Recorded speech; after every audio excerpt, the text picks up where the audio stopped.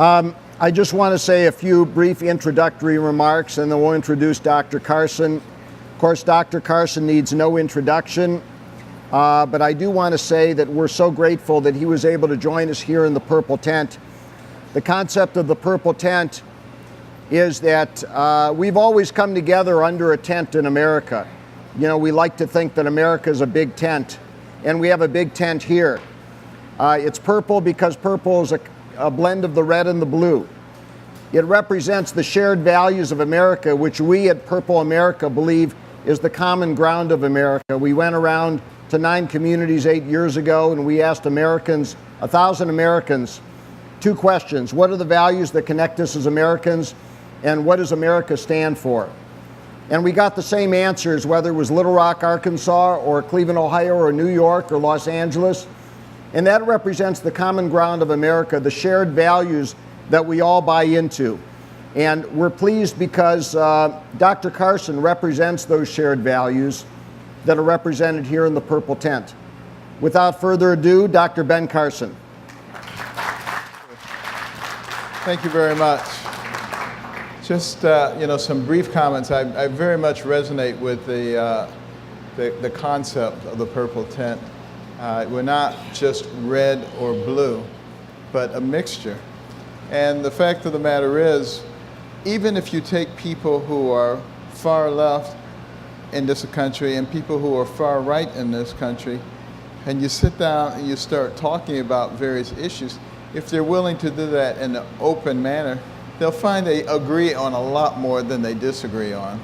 And yet we are in a situation now where we've allowed our country to be severely divided.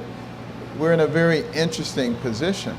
Our country is incredibly strong, even though we've allowed our military to deteriorate, our nuclear arsenal to become archaic.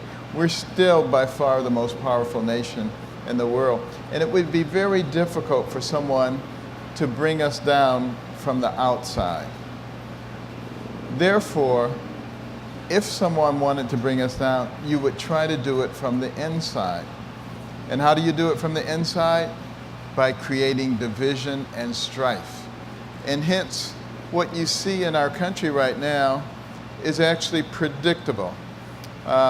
Organized chaos. And if you want to know what I'm talking about, I encourage you to read the book by Saul Alinsky, Rules for Radicals. You will see exactly what I'm talking about and how successful it's been. By creating wars on everything. There's a war on women, there are racial wars, there are income wars, there are age wars, intergenerational wars, there are religious wars.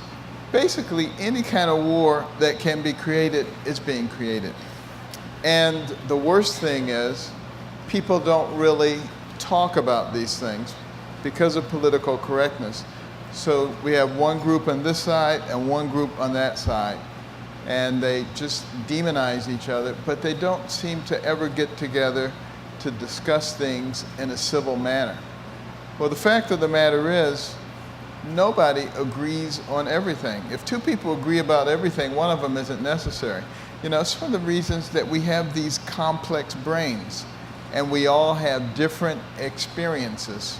And therefore, we all will tend to perceive things differently that are going on. And it's the reason that we have to develop relationships. When I look at, for instance, the Black Lives Matter movement, I don't think most of the people in the Black Lives Matter movement are actually saying that only Black Lives Matter. What they are trying to say is Black Lives Matter also. But when you have situations where they're associated with people who are saying, what do we want? Dead cops, when do we want them now? Pigs in a blanket, all this kind of stuff. You get some very distorted perceptions on behalf of other people about what they're about. And a lot of the times, the people in the movement itself don't even know what they're talking about.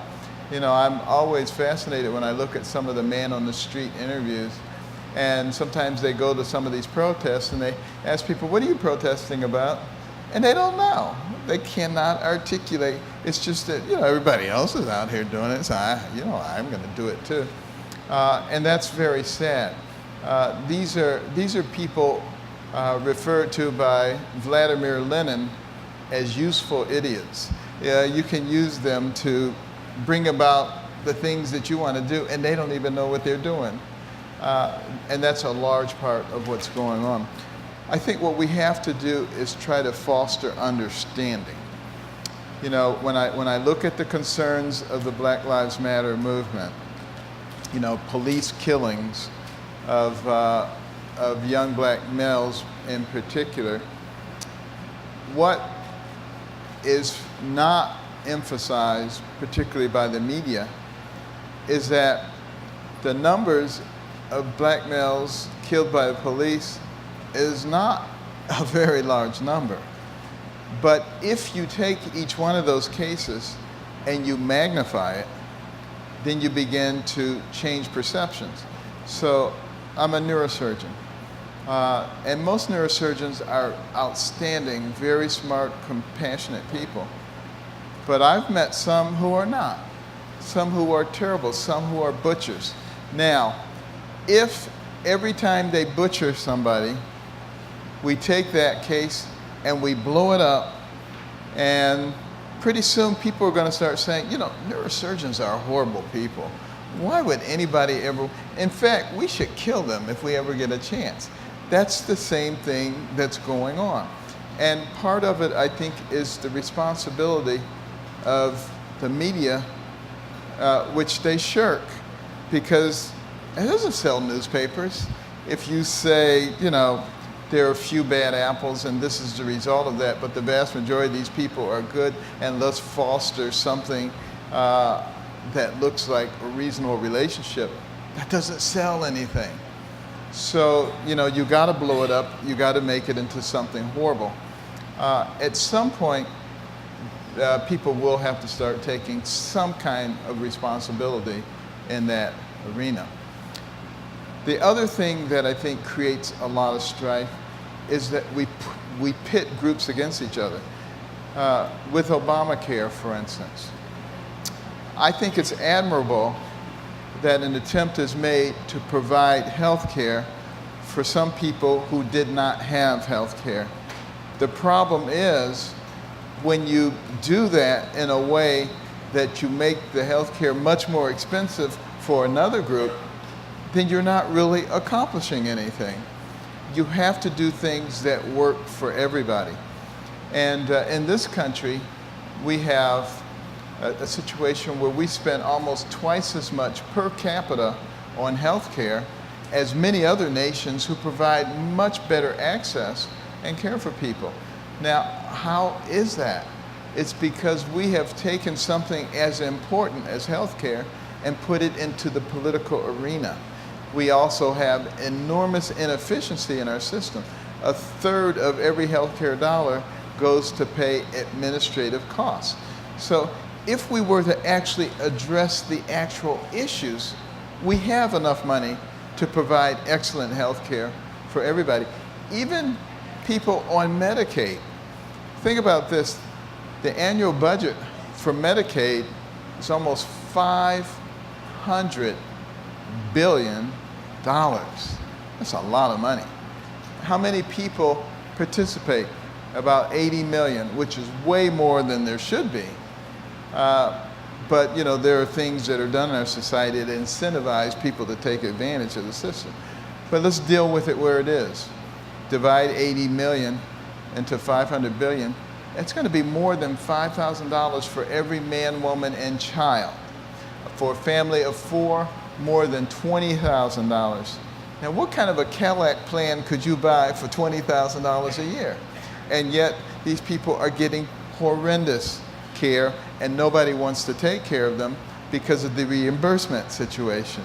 So it just tells you the money is there. The question is the will there to actually do the right thing for people? And this is what we've got to start working on. These are not Republican issues or Democrat issues. These are American issues. When you start looking at our fiscal irresponsibility, who is being hurt by that? The children of Democrats and the children of Republicans.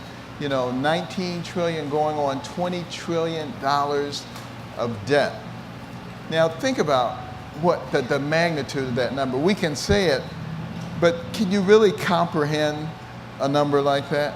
If you tried to pay it back at a rate of $10 million a day, 7 days a week, 365 days a year, it would take you more than 5,000 years. That just to give you some idea of the magnitude of what we're talking about.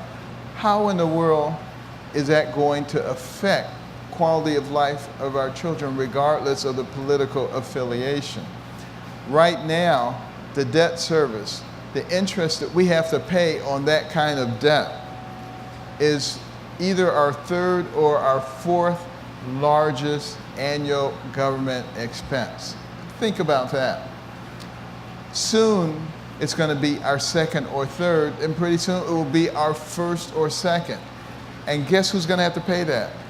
Our children, our grandchildren. The majority of money that they make will go to pay that kind of debt. But that's not even the worst part of it. There's something called the fiscal gap. You will not find politicians who talk about that. That is having a very deleterious effect. It's over $200 trillion. Somebody has to be responsible for that. So these are the kind of issues that affect us all. If we collapse financially, it'll be a disaster for everyone. And we need to use our collective knowledge, our collective ability to solve these problems together. The same thing when it comes to terrorism. Radical Islamic terrorists, when they get here, if we don't fight them appropriately, they're not going to ask you whether you're a Democrat or a Republican before they cut your head off, because they frankly don't care. And we have to stop fighting each other and recognize that a house divided against itself cannot stand. But the strength of this country traditionally has come from our ability to unite, our ability to be compassionate and to care about each other.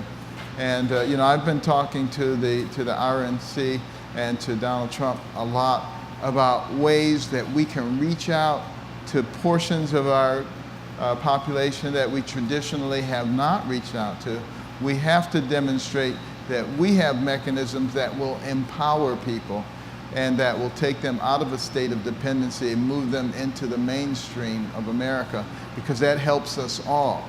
Because we don't then have the burden of caring for people in the penal system, which costs a lot of money, and the welfare system, which costs a lot of money, and they become contributing members to our society.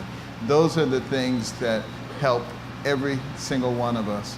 But it's going to require courage. It's going to require each one of us in our spheres of influence to talk about this stuff.